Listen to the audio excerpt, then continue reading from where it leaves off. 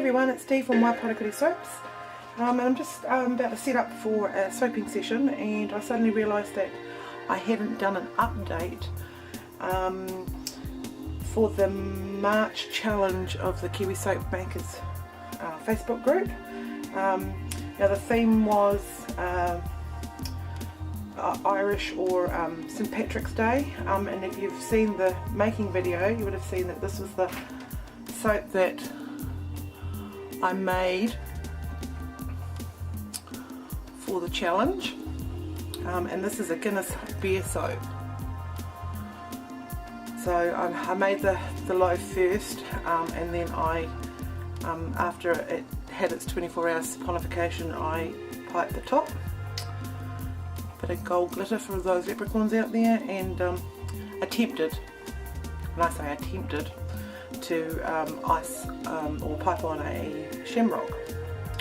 So I submitted that, like I said I would, and it turned out that I won the challenge for that month.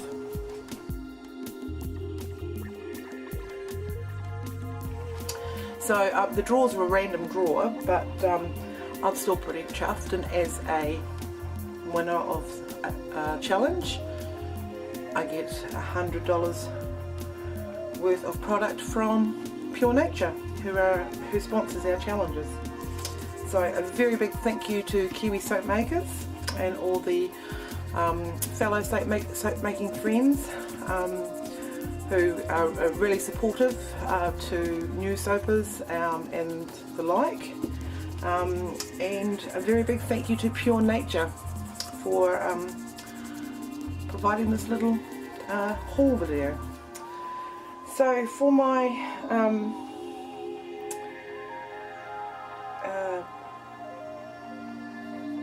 challenge prize, I sort of went for things that I normally wouldn't buy, but I've wanted to buy for myself. So along the back here you'll see I've purchased 4 clays.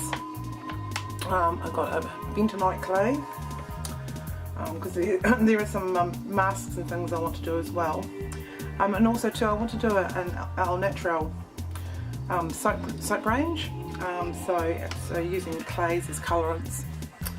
I got some yellow and some red, and I've got the French green. So I'll be making a couple of soaps using the clays, not right after this, but soonish. I bought some calendula flowers, so I thought this, I can't see that because of the shadow, but for going on tops of soap and inside soaps. I also bought some sodium lactate for the first time. I just want to see what effect that has on my recipe, whether that means I can unmold a bit sooner. So I'll be trying that soon as well. I also bought some fragrance oils, and the fragrance oils that Pure Nature sell from Candle Science, and some of these are candles only, so I've got a candle making kit from them a wee while ago that I'm going to start making candles. So this is actually quite nice, this one. It's sweet and minty.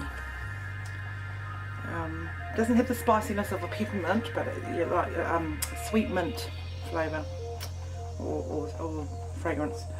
I bought some antique sandalwood.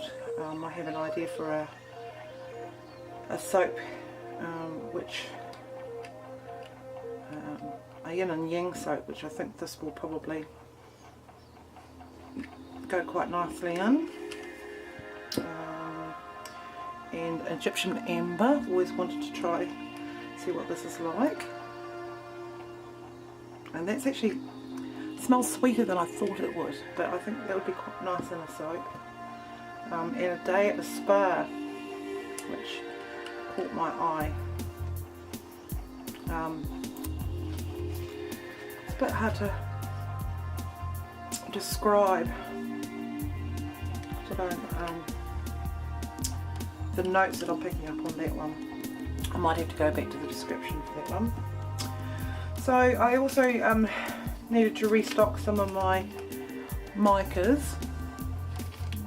So I was getting a bit low on the magic pink, and the glitter gold that I had from another supplier, so I thought I'd try what the glitter gold looks like, and try that out. And I also too bought some lakes so that I could colour bath bombs a little bit more brightly coloured than what mica does, and with the mica you need to put in the polysorbate 80 so you don't get that ring around the tub. So I thought I might try these. First off, I'm actually going to make some vapor shower steamers. It's coming up for winter here in New Zealand, and times for coughs and colds. So we use a remedy called Albus oil for clearing blocked noses and sniffles here, and I'm going to actually put that into the shower steamers. So I'm going to use a little bit of this to colour it. So that is basically it for this video, short and sweet, and thank you for watching. See you soon. Bye for now.